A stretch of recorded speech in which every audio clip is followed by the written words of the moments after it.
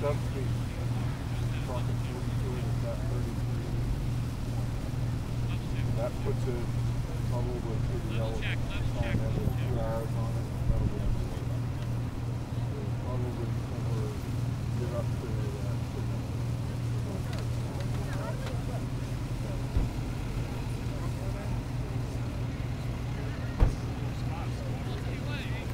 Like I'm standing next to a lake or a river, not a major intersection of Metro St. Louis area, with the now closed down portion of Highway 1 being closed. Basically, the Meramec River has exceeded the level underneath basically the creeks and the sewage systems of this area to be regressive there. This has been the big problem with this intersection. Basically, Meramec river water coming through drainage systems, creeks, and all sorts of stuff that's just basically flooded at this point in time. I'm not making a lot of sense, haven't been that much sleep, but I can tell you right now that the Meramec River is at 33.1 feet. It's expected to go up to 8 feet sometime tomorrow. That's as high as it's going to get. So if you think you're the know about this issue and know about the size of this post, take a look at how the water sit on the traffic slide if you can see that. That's about as high as the river, as the water level will get in the next day or so. Now, beyond this area, a steak and shake fast food restaurant, Cheese Bells,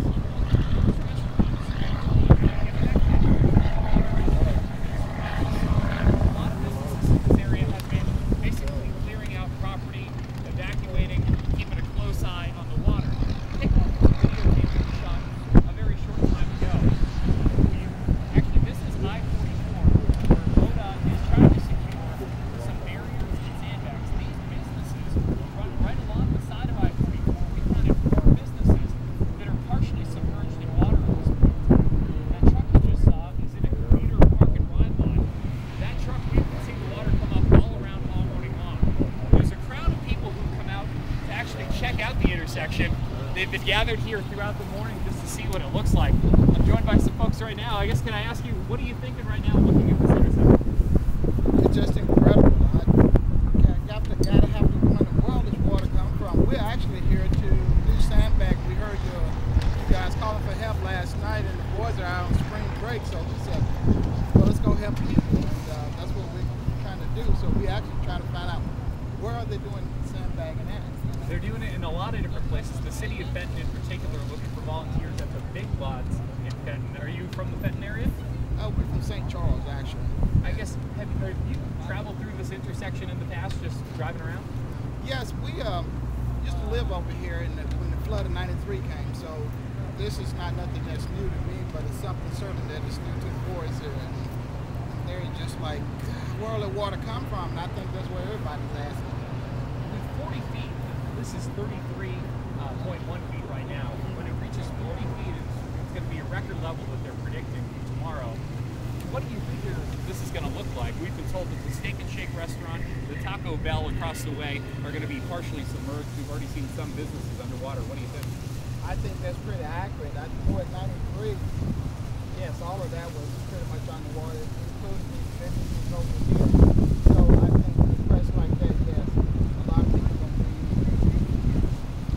people will be hurt by that.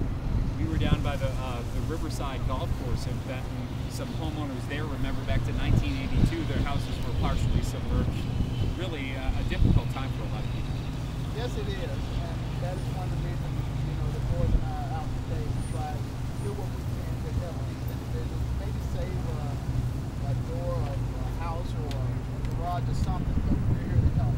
Well, I'll let you go try to get to the folks over at the big lots, and I want to talk to some more people. I see you taking pictures out here. Yeah. Why is this of interest to you? Well, I used to live out here, out in Valley Park, and I moved to South County now, and I just heard the water, because I work overnight, didn't know it was this high. I wanted to come out here and look at it, and videotape it, maybe put it on YouTube or something.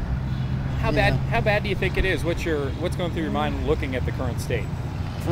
I think it's pretty bad. I mean, I was 10 years old when '93 came, so, it's pretty bad to me. I mean, I heard with Valley Park, they're afraid of it getting to the levee top, and, it wouldn't be good if it was to break the levee or something. So. Do you have confidence in that levee? I hope so. I got a lot of friends and family that still live there, so I'm praying that it don't break, because it'd be bad. Now, I wonder if Randy Schweiker, our photojournalist, might be able to just kind of pan back over to this intersection and just kind of show people what it looks like. Joined by another gentleman. What's going through your mind? This is amazing. I've never seen it quite like this before. The water runs up the street of clouds. We've got a valley sun.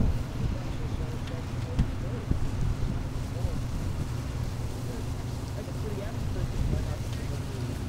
It's very close to the Meramec River, but it's not the Meramec directly flowing into it. It's coming through the sewer system. You can see it right down there. Through that big sewer lit up. The water's just gushing like the water is unbelievable. It's frightening.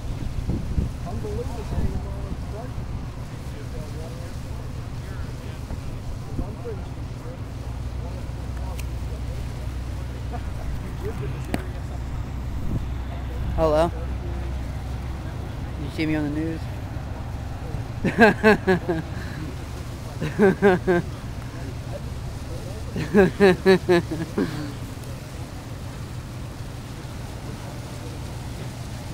Who was it?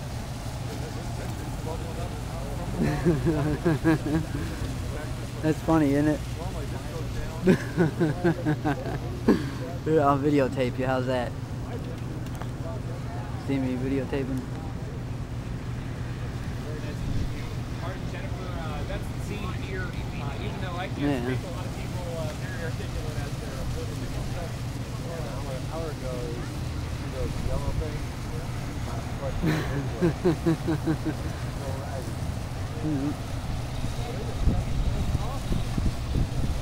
That's funny.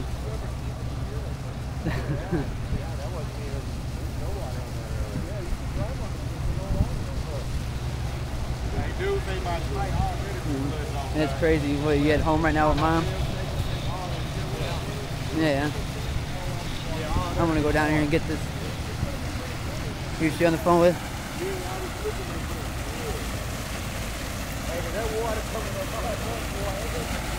Charlene. Why, she didn't want to call so your son's on the news?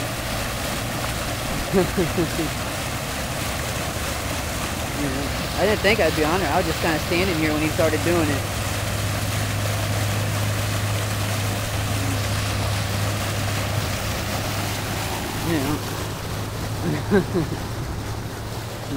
Yeah.